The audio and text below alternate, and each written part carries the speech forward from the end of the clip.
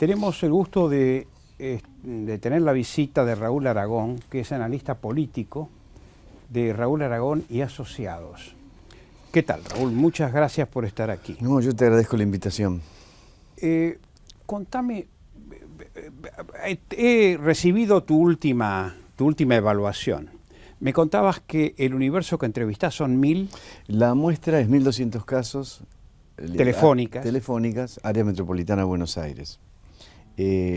Siempre uno dice telefónica, te dicen sí, pero la clase baja no tiene teléfono. Tiene menos teléfono, pero tiene penetración y hemos desarrollado una metodología, que es muy conocida además, de compensación de pesos poblacionales respecto de la penetración telefónica. O sea, y me decías que esa muestra, que ahora vamos a dar datos, es representativa de la opinión generalizada. Claro, aproximadamente en el área metropolitana de Buenos Aires la estructura social es 10% clase alta, te estoy redondeando los números, 20% clase media y 70% clase baja. La muestra tiene esa misma proporción en términos de nivel socioeconómico, pero también tiene la proporción correcta en términos de género y rango de edad y nivel educativo. Porque si la muestra no es así, no es representativa. Claro. Entonces, claro. La muestra tiene que ser igual al universo. Esta última muestra demuestra, perdón la reiteración, sin duda alguna que el que va teniendo más chances presidenciales es Massa. Sí, se consolida, pero también hay que decir una cosa. Y que Scioli cae. En cuanto a la consideración. Sí, Scioli son dos fenómenos. Massa se consolida en el sentido de que no baja, pero tampoco sube. Ajá. Él está oscilando siempre entre los 27 y los 30 puntos. Sí. Y depende de lo que pase, sí, sube o baja esos 3 puntos. Había bajado, en el mes anterior había bajado, o sea que nosotros hacemos una medición sistemática, cada 30 días había bajado, y ahora lo recuperó y yo lo llamo el efecto código penal. Porque él con mucha astucia, no en el mal sentido de astucia, sí, con mucha perspicacia, percibió el estado de ánimo de la gente respecto de eso, lo motorizó, se puso al frente y acertó. Se puso al frente de una demanda que es muy fuerte, que es la demanda por seguridad. Fue acusado de demagógico, precisamente por haber usado el tema del código. Sí, en realidad, yo no sé si él sabe o no, quiero suponer que sí lo sabe y seguramente sus asesores lo saben. Primero, no puede haber una consulta popular vinculante por temas penales. Eso es lo que él proponía, una consulta popular. Y segundo, que la figura de la reincidencia no estaba totalmente eliminada. Estaba eliminada en parte. Está eliminada en ese preproyecto de código penal, lo cual yo particularmente creo que es una barbaridad. Pero estaba en discusión, o sea, lo acusaron de demagógico porque de alguna forma tenía que contrarrestar la inmensa popularidad que tomó como consecuencia de esto. Pero, digamos, es muy fuerte la palabra demagógico, son estrategias políticas. Claro. Se está preparando de alguna manera, está gestando la imagen de presidenciable cada vez más, ¿no? Sí. Su viaje a Estados Unidos, sus conductas, sus declaraciones. ¿Y Scioli cómo lo ves? Porque si está en un declive, como vos señalás, ¿qué puede ocurrir con Scioli? Sí. ¿Es el consuelo del kirchnerismo, Scioli? Sí, yo creo que no van a poder evitarlo a Scioli. Nosotros en este estudio medimos... ¿En qué sentido no van a poder evitarlo? Que va a ser el candidato del kirchnerismo. Porque no consiguen construir otro que mida ni la mitad de lo que mide. Caso Randazzo. Caso Randazzo. Nosotros medimos 2 escenarios. Un escenario, Massa, Scioli, Wiener, Cobos, Macri, etc. Y otro escenario igual, pero incluyéndolo a Randazzo. En el primer escenario, sin Randazzo, los guarismos son 30,6 para Massa, 19,6 Scioli, 11 puntos de diferencia. Antes Scioli había subido un poquito y Massa había bajado un poquito y eso estaba en casi 9. Digamos, están oscilando esos 2 puntos que te mencioné de Massa también. Cuando lo pusimos a Randazzo en el escenario, todo queda igual excepto Scioli, que pierde 6 puntos. 6 puntos largos, quedan 13 puntos. O sea... ¿No habrá coincidido con el planteo docente y con algunos otros problemas financieros, económicos? Es que fue el mismo día, es decir, en el mismo estudio medimos los 2 escenarios. Claro. Hacemos la primera pregunta, si los candidatos de elecciones fueran este domingo y los candidatos fueran estos, ¿por quién votaría? Y si fueran estos otros, y ahí incluimos Randazzo. No, al contrario. Nosotros lo notamos cayendo al principio del conflicto docente, perdió varios puntos de calificación de imagen positiva. Pero después los recuperó hacia el final del conflicto, y en este estudio aparece, porque es la consecuencia de la excesiva victimización. ¿De la excesiva? Victimización. Victimización. En la que lo pone la virulencia, la agresividad, si querés, de la dirigencia sindical docente. Fue muy agresiva frente a un Scioli constantemente conciliador, con un tono correcto. A tal punto que se habló de una ofensiva kirchnerista, sí, de peso a través de los dirigentes contra Scioli, ¿sí? Sí, eso uno no lo puede verificar. Hay indicadores que generan alguna sospecha, por ejemplo, la presencia del principal líder sindical en 678, bien tratado, es decir, no le invitan a Macri ahí. Claro. Es decir, podría ser que sea eso, podría ser que no. Es muy difícil tratar de leer bajo el agua. Yo particularmente leo los números que son datos objetivos, claro, obtenidos con un método científico, y hago alguna especulación en torno a eso. Ahora, ¿qué pasa con Scioli? En realidad la pregunta es ¿qué pasa con Macri? Porque Macri es el gran decisor acá. Si Macri arregla con Scioli, es un empate técnico en primera vuelta, es un empate técnico. Pero resulta que los dos quieren ser presidente. Sí, pero yo creo que Macri está empezando a entender que con 13% de intención de voto y faltándole estructura en el interior del país. Sí, en casi todo el interior. Tiene algo de estructura en Santa Fe porque lo tiene a Delcel, tiene algo de estructura en Córdoba que no le fue mal, el árbitro, nunca me acuerdo el nombre, el hombre de Córdoba. Sí. No, yo no, tampoco en este momento lo tengo presente. Baldassi. Baldassi obtuvo 15 puntos, casi 15 puntos, no es una mala elección. Pero después no tiene Mendoza, no tiene nada en el NOA, en el NEA y en el sur tampoco. Entonces, yo no creo que hacia el final, creo que Macri, que es un hombre razonable y pragmático, va a buscar alguna alianza. Y que Lilita Carrió está queriendo producir una alianza de Macri con el UNEN, pero eso es casi una imposibilidad genética, diría yo, porque Wiener protesta. Claro, y el binerismo se te cae. Y el voto, aunque Wiener arregle, el voto socialista no acompaña esa fórmula. Eso también hay que... Así que esa es más inviable. Yo creo que es mucho más viable una alianza con Scioli, ¿no? Sí, y en ese caso, como te digo, hay un escenario de empate técnico. Cediendo a la soberbia de querer ser presidente. Claro, a cambio de construir una fuerza nacional, porque obviamente le pediría la vicegobernación de la Ciudad de Buenos Aires, la candidatura a la gobernación para Delcel en Santa Fe, bastantes cargos en las listas de diputados y senadores, y algunas intendencias donde el PRO tenga algo y el sciolismo lo puede ayudar en la provincia de Buenos Aires. Terminaría con una estructura, si Macri hace esto, terminaría con una estructura nacional muy poderosa con miras al 2019. ¿Qué apuro tiene? Es un hombre joven, ¿no? Sí, de todas maneras, convendrás conmigo que Capital y Gran Buenos Aires deciden la votación nacional. Sí. Entre Capital ¿Cuántos millones entre uno? Son 12 millones. 12 millones. 12 millones es un tercio parece? De la población, un tercio del electorado. ¿A dónde va eso? Con un poquito que rescates del otro lado, tenés la elección. Sobre todo si en primera vuelta se puede ganar con un 40 y 10 de diferencia con el segundo, ¿no? Así es. Ahora, perdón, sí. Me refiero, y ves, lo que me interesa es el contrapeso, ¿no? Estás planteando la muestra fotográfica del oficialismo, salvo el caso de Macri. ¿Qué pasa con la oposición?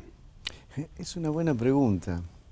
Vos sabés que nosotros medimos, como te dije, sistemáticamente intención de voto e imagen de los diferentes referentes políticos del país, los nacionales, y sistemáticamente todos, oficialismo y oposición, vienen perdiendo calificación de imagen positiva. Porque hay un desencantamiento muy pronunciado de la sociedad con la política, con la dirigencia política.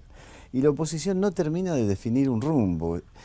Y yo creo que se equivocan porque tratan de construir aparatos electoralistas, aparatos que tienen por función ganar la elección. Siempre repito que en Chile la unidad de demócratas, cristianos y socialistas llevó un año. Sí. No, perdón, llevó 10 años. 10 años. 10 años de construcción. ¿Vos te imaginás cómo habrán trabajado, ¿no? Sí, 10 años acá es impensable. Claro. No, a mí me parece que la oposición finalmente va a ir con una fórmula de centro-izquierda debilitada, porque entre otras cosas, las ambiciones personales son muy tremendas acá y destruyen. Fíjate, ellos... Yo lo llamo narcisismo. Sí, bueno, ok, Sí, narcisismo, correcto. Ellos tienen un candidato como Cobos. Cobos medía 7, 8 puntos y podría haber crecido si el radicalismo se le ponía atrás. Claro. Lo fusilaron. A mí no es que me guste particularmente Cobos, pero quiero decir, lo fusilaron. No le dejaron la presidencia del partido, se la hicieron perder, le hicieron perder la presidencia del bloque de diputados nacionales. Entonces, ¿Cobos qué va a hacer? Bueno, Cobos... Más, creo que le quitaron la comisión de educación. Sí, pero ese fue el kirchnerismo, que sí, ya... Lo bombardearon. Sí. Ahora, ¿qué hace Cobos? No va a jugar la nacional, va a jugar la gobernación de su provincia, de Mendoza. Por otro lado, Wiener tiene una opción tremenda, porque si él es candidato a presidente, no tiene candidato a gobernador por la provincia de Santa Fe, y es muy posible que el socialismo pierda Santa Fe si el candidato no es él. Yo creo que ante esa perspectiva, y la perspectiva de hacer una elección dudosa presidencial, Wiener va a optar por conservar el poder en el terruño. ¿Cuánto representan en la masa electoral el socialismo? En la masa electoral hoy son un 9, 10, 11%. Esa sería la socialdemocracia en la Sí, Argentina. sí, esa sería la socialdemocracia. ¿Qué pasa con la izquierda, que está ganando posiciones cada vez más? A mí me sorprende. Con la izquierda, me refiero al Partido Obrero de Altamira. Sí, la izquierda, y la izquierda en general, están ganando posiciones. Sí, pero porque se ha unido, hay Sí. unión de fuerza. Y además porque hacen lo que no hace la oposición, lo que no hace el resto de los políticos, en vez de cosas discursivas, actos, etcétera, juntarse y salir en los diarios, ellos militan el territorio, van cuerpo a cuerpo, casa por casa, a la vieja usanza. Es lo que pasó en la universidad. Sí, y entonces, por ejemplo, en Río Negro obtuvieron 10, 12 puntos que nadie entiende cómo los obtuvieron. Río Negro nunca. ¿Y qué te parece en Salta? Y en Salta, bueno, en Salta fue un fenómeno. Están ocupando los lugares, en el imaginario, los lugares que van dejando vacíos las dirigencias políticas, que ya no son propositivas en términos de proyectos, etcétera, etcétera, y que ya no recorren, no hacen el cuerpo a cuerpo con sus afiliados, con la población. Es fatal eso, ¿no? ¿Vos crees que el buen burgués, por bronca, lo vota Altamira? Es una buena pregunta. Te digo porque ¿no? estoy pensando en Francia, sí, que es otra sociedad, otro mundo, otro país, lo que vos quieras. Pero este triunfo de los nacionalistas racistas y xenófobos Le Pen, sí. se está llevando gran parte del caudal de votos de izquierda. Sí. ¿Cómo se entiende, no? ¿Cómo se entiende? Sí. No, digo, en el caso de el buen burgués argentino, el buen hombre de clase media alta argentina que lo vota Altamira. Yo conozco un caso. Sí. Sí, puede ser un voto castigo, ¿no? Un voto menojo. Así es. En el caso de Francia me parece distinto. Creo que hay una combinación de una excesiva generación de desorden y peligro, o por lo menos vista así, percibida como consecuencia de la inmigración desmedida, una incapacidad de reacción del gobierno para frenar esa inmigración, o por lo menos poner orden y garantizar seguridad al interior de la sociedad con los inmigrantes, sobre todo africanos, etcétera, musulmanes, y un discurso ordenador, un discurso que propone orden y rigor de parte de la derecha, la combinación perfecta esa para que la derecha crezca. Y acá no estamos muy lejos. De la extrema derecha. Sí, la extrema derecha. Pongamos cuidado con las palabras. Sí, perdón, bien la corrección, estoy de acuerdo, porque no es la derecha, es la extrema derecha. Es la extrema derecha. Y acá no estamos demasiado lejos porque el creciente desorden en la vía pública, quiero decir, la creciente pérdida de control de parte del Estado del espacio público y de la seguridad ciudadana, mueve a la gente hacia un deseo, una necesidad, un reclamo de rigor. ¿Vos viste lo que está pasando con los arrebatadores estos últimos 2 o 3 días? Cada vez que agarran un arrebatador, lo linchan. Lo dejaron de cama, lo tuvieron que internar. Bueno, está bien, pero eso, hablan del salvajismo de la sociedad. Está bien, ok, hablemos de salvajismo, no sé pero si a la vez es un indicador. de la sociedad o la ausencia de solución a los reclamos de la gente. Claro. Y la ausencia policial. Claro, el Estado está ausente, está cada vez más ausente. ¿Qué reclamás? Presencia del Estado, y eso es el lugar de la derecha, ¿no? Yo creo Porque que es digno de Far West. Sí, lo cuelgan. Y yo creo que en ese sentido, es una opinión, Habría que hacer un estudio específico sobre eso, pero a mí me parece que Macri podría ocupar el lugar de la persona que defiende el orden con democracia, pero no lo ocupa. Él tiene miedo a ponerse en ese lugar y que lo acusen de facho. Porque sí, por supuesto que un sector lo va a acusar de facho, sí, pero el otro 90% de la sociedad que quiere orden y que está aterrado cada vez que tu hija sale para bailar el sábado de la noche y no sabe si vuelve, porque eso es lo que le pasa al 90% de la sociedad, no solo a la clase alta, a toda la sociedad. Sí, sí, sí. Hay gente que no duerme esperando. Claro, llamame y te voy a buscar, ¿no? Sí. No de nenas, de adolescentes de 18, 19 años. Sí. Eso va a terminar por generar un reclamo de mano dura, rigor, etc. Ahora, las elecciones la gana aquel que aparece en el imaginario como el que puede dar satisfacción a la demanda de la mayoría.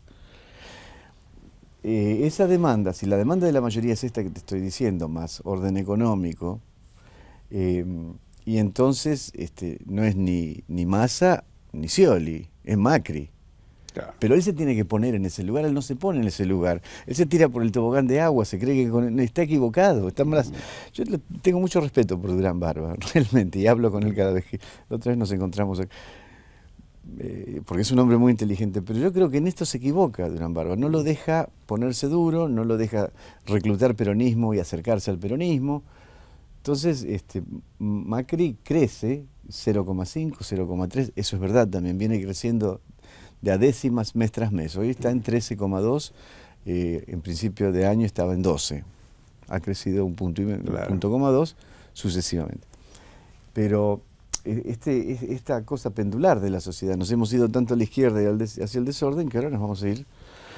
Y el que ocupe ese lugar gana, y falta tiempo para la elección.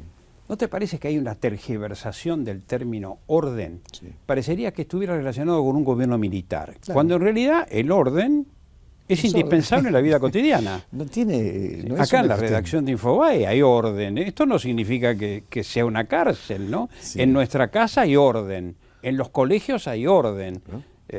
Hay límites y posibilidades, ¿no? Sí, eso es como decir que comer 3 veces por día es de derecha o de izquierda. Claro. No, tiene que ver con otra cosa mucho más primaria. Además, sin orden la democracia es imposible. Exacto. No hay democracia sin orden. Así que... Pero todo político tiene miedo de utilizar la palabra orden. Sí. ¿Sabes quién es absurdo, ¿no? Bueno, el que lo planteó muy bien fue Duhalde. Dijo... El orden no es opuesto a la democracia. Yo quiero democracia con orden. Claro. Exacto. Ese es el planteo. Yo exacto. También, ¿y vos? Sí, absolutamente. Yo quiero poder salir a la calle, no ahora, a las 3 de la mañana, como era hace unos años. Y nadie pide botas, ni gobierno militar, ni dureza. No, lo que pasa también es que el relato de pseudoizquierda sobre el que se apoyó el kirchnerismo para diferenciarse de todo lo demás, que como estrategia discursiva no está mal, de alguna manera se tenía que diferenciar, Néstor sobre todo al principio. Se apoyó en valores que estaban instalados en el imaginario y que nadie representaba, por eso le hizo bajar la foto de Videla, etc. Yo me acuerdo al principio, los primeros 2 años de la gestión del expresidente Kirchner, nosotros medíamos cada 3 meses, calificación de gestión de gobierno, calificación de imagen, etc. Y lo calificaban muy bien a Néstor. Ahora, cuando preguntábamos, ¿el gobierno de Néstor es democrático o es autoritario? Había un sector muy grande que decía es autoritario, pero cuando cruzábamos la calificación de imagen con la calificación de autoritario democrático, resulta que un montón de gente que lo calificaba de autoritario también lo calificaba bien. Sociedad difícil la Argentina. Sí. Pero también compleja. Veníamos de una ausencia de poder, te acordarás, ¿no? Sí, veníamos de la destrucción de la investidura presidencial. Néstor de alguna forma... ¿Te referís al 2001-2002? Claro, y a la degradación progresiva de la investidura durante la gestión, sobre todo el último año, de gestión del expresidente de la Rúa, claro. Y la ausencia de poder después, eso genera pánico en la sociedad. Entonces Néstor, con muy buen tino, lo primero que hizo fue reconstruir la autoridad de la investidura presidencial Y como no podía, quería separarse del peronismo, no podía apoyarse en estos valores de redistribución de la riqueza, derecho al trabajador, etcétera, porque se apoyó en otras cosas que estaban en el imaginario y que no estaban representadas, que era el rechazo a lo militar, la valoración de la revolución y los derechos humanos, etcétera, porque no tenían mucha representación, se apoyó ahí, pero extremó ese discurso y Cristina lo extremó mucho más. Al punto tal que ahora hablar de orden, como está instalado ese discurso, hablar de orden es hablar en contra de ese discurso, entonces está mal, políticamente incorrecto. No se puede hablar de orden. No sé qué vamos a hacer. ¿Y qué pasa con la Presidente? La Presidente creo que está aprendiendo. ¿Te parece? Y yo creo que algo aprendió porque tuvo que dar este vuelco. Bueno, vos sabés de economía, sí. No te lo voy a explicar a vos. Sí, cuando había prometido que no iba a haber devaluación y una serie de, y te pregunto, de cosas que se están dando, ¿no? Es un ajuste netamente ortodoxo lo que está haciendo, ¿no? No sé si llamarlo ortodoxo, vos sabés, es todo un tema ese. Es un ajuste necesario, claro, más que ortodoxo. Yo lo llamo un ajuste necesario para lograr un equilibrio, no lo llamo ortodoxo. Si vos supieras lo que es un ajuste ortodoxo, ¿no? Arrastra una inconformidad social fenomenal. Acá ha pasado desapercibido. Sí. ¿Escuchaste alguna protesta? No, es más, mirá, nosotros siempre medíamos cuál es el principal problema del país, sí, cada 30 días. Y por supuesto la inseguridad estaba en 50, 60%, la inflación estaba en 20%, la corrupción estaba en 5%. Sí. Y después seguían otras cosas. Sí. En enero, cuando termina enero, medimos lo que pasó en enero y se había invertido. La inflación / la economía estaba casi en 50, en 45, y la inseguridad estaba en 27, 28. No es que había menos inseguridad, es que el golpe terrible había hecho poner en la primera línea de las preocupaciones de los argentinos la economía, aunque seguían matando gente y robando casas. Asimilado eso, volvemos a medir sobre el principio de marzo, medimos qué pasó en febrero, y resulta que se volvió a invertir. Ahora la inseguridad está arriba y la inflación está donde estuvo siempre, 17, 18, 20% de menciones. ¿Qué quiere decir esto? Que la asimilamos a la inflación. Ya está, ok. Ahora, no sé, va a ser más difícil viajar a Europa. Mi mujer no dice lo mismo, te voy a decir. No, se sigue quejando, ¿no? Mi mujer no dice, sí. Cada vez que viene del supermercado no viene muy contenta que digamos. No es que nos quejamos, pero ante la pregunta ¿cuál es el principal problema del país? Lo que aparece, porque además es la agenda mediática. Si vos ves la cantidad de minutos de aire dedicada a la inseguridad, la cantidad de minutos dedicada a la suba de precios o a la economía, la proporción es más o menos esa. Lo primero que te viene a la cabeza es el problema de la inseguridad, porque estamos todos aterrados. Claro. Eso es, hay que decirlo, ¿no? Yo creo que el Leviatán... Estoy escribiendo un artículo que nadie me va a publicar, pero yo lo voy a escribir. El título es... El recuerdo de Hobbes. Sí, Hobbes, ¿no? El Leviatán, el gran monstruo que controla las apetencias y el desorden y la maldad humana. Se llama El Leviatán tiene SIDA. ¿El Leviatán tiene? SIDA. Qué increíble. Porque lo que nos está pasando es que el mismo organismo que está diseñado para poner orden está contaminado el desorden, es decir, perdimos el sistema inmunológico social por la corrupción gigantesca. Rosario es el caso emblemático. Es dramático ese título y es una comedia, todo junto. Sí. Aragón, te agradezco muchísimo. Yo te agradezco mucho tu presencia. Hemos dialogado con Raúl Aragón, analista político de Raúl Aragón y Asociados. Vamos a una pequeña pausa y volvemos con nuestro próximo invitado. Gracias.